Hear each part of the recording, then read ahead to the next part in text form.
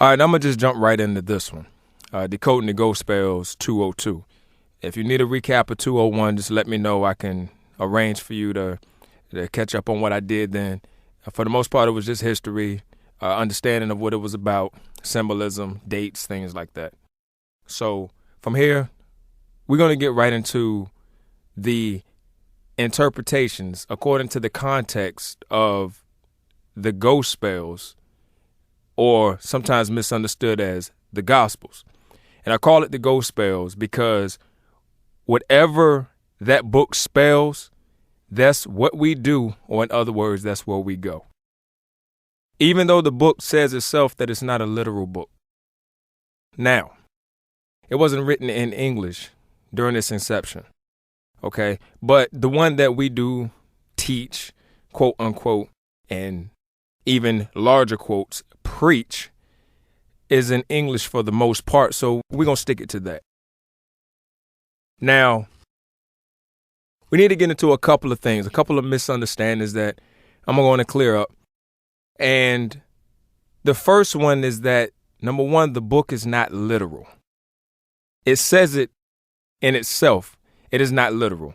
My favorite verse of the entire book is Proverbs 4:7, and you'll hear me refer to it often. Wisdom is the principal thing. So therefore, get wisdom, and with all thy getting, get understanding. Now, all of these books in English have been translated from different languages, of course. So as times go on, even modern times, you have the New Internationals, you have the New King James, the King James, whatever book you want to read.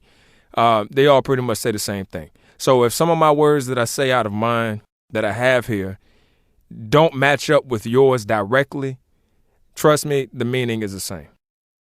So that's the first misunderstanding, is that people take the book literally when it says that it's not. Okay, it must be understood. And the result of that is also quoted in Hosea 4:6. It says, my people are destroyed for the lack of knowledge. So first, you need to understand that by Proverbs 4:7, getting the wisdom and the principles and the understanding, you need to understand that this book has to be taken into context. Now, the context, for the most part, there are different levels. Okay, if you want to take the fairy tale literal level, you can have that. You can take that as the first level. But that's not where I start. All right. The first level, to me, is, of course, astrotheological, because that's what the book is pretty much about. Astrotheology is also adhering to metaphysical principles, that which transcends the physical and the perceivable. Psychological, that should be self-explanatory. And even though it may not be seen off top in this book, according to where we're taught it, it is a psychological book, but also political. Now, this is, to me, the most important aspect of this book, the political side of it, because it really shows, for the most part, why it was written in the first place, why its dogmas and false pretenses and teachings and misdirections and deceptions have been taught. And a lot of y'all are not going to like this. I'm not here to make friends. Free thinking lessons is not to make friends. You can go to wherever you want to find a friend. I'm here to open up people's minds. So the book, whether you want to believe it or not, is not a Christian book. The Bible is a Jewish book. Now, I want you to take note of the word Jew, because I'm going to expound on that a little bit later and open up some eyes. Okay, again, this is the English book. I'm going to throw a little bit of Hebrew in there to show you some explanations of why I say what I say, and then see if it can shed some light and make sense for you. Okay. Another misunderstanding that people have, especially as Christians, well, being that it's a Jewish book, it's not a Christian book. They really don't practice the New Testament, just the book of Old Testament up to Malachi. And by it not being a Christian book, this final teachings in a Christian level is sometimes misconstrued. And understanding that this is going to push a button. You know, a lot of folk are they're going to wave at me with one finger for a lot of things that I say. But especially if you're black, this book is not for you. If you are a black preacher, and I would love to meet many of you, all of you, if I possibly could, to find out where are you in the mind. If you are a true teacher of reality, you know this book is not meant for blacks. And the whole story of Noah and his 3 sons in Genesis chapter 9 describes everything there. Now, one of the last misunderstandings I want to get across is the fact that in the book, Christians often teach Jesus as God.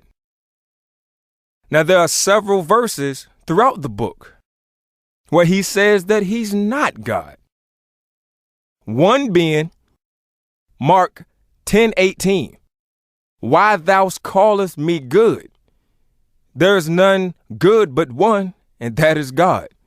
So he's telling you, because they came to him, some books say good rabbi, some say good master. But he's asking, regardless what you call him, rabbi, master, same thing. Rabbi, referring to him being a Jew. Why are you calling me good? There's only one good, and that's God. So obviously, he's not God. Now, another verse, same book, Book of Mark, 12:29. When he says, O Israel, the Lord our God is one Lord. Okay, well, if we understand, Israel is promised to Jews.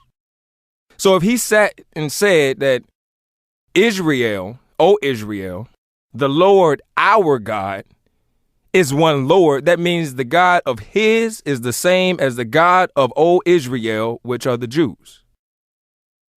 So he's telling you that, again, he's not God, but he's also telling you he's not a Christian. And you can look at Revelations 2:9 to understand what I mean by him saying he is not a Christian. In Revelations 2:9, now often, of course, the most modern Bibles that you get these days, the red is Jesus speaking or quoting, quote unquote. And, you know, that pretty much is the word that the Christians adhere to. However, you'll take notice there's a lot of red in the New Testament and hardly no red in the Old Testament. And there are very specific reasons for that. One being that the Jews don't look at Jesus as their savior. They look at Elijah or Eliah. Now, Jesus in Revelations 2:9 says, I know thy works and tribulation and poverty, but thou art rich. And I know, now get this, and I know the blasphemy of them which say they are Jews and are not, but are the synagogue of Satan. Now, I don't know about you, but that to me says, listen, if you say you're a Jew and you're not, then you're actually worshiping the synagogue of Satan. Evil, antithesis of what God is to Jesus. So obviously the God of the Jews, Yahweh, to Jesus is the true God. So in that sense, Jesus and Yahweh in this book are often conflated into one figure. Again, Christians often teach Jesus as God. Although throughout the book, Old Testament, it says that God should have no similitude. He has no graven image of beast nor animal, of male nor female, nor fowl and that which creepeth upon the earth, or fish, unless you give him a graven image. So it says that whatever God is supposed to be the most high has no image. However, we have come to often, like I said, conflate Jesus and God. Even though in the real sense and the reality of this book, neither one of them are actual people or beings. They are concepts. And again, according to the context, metaphysical, astrotheological, political, and psychological, we'll get into those things. Through this lesson 201, you'll see that I'll jumble them all up. All of those contexts I just mentioned.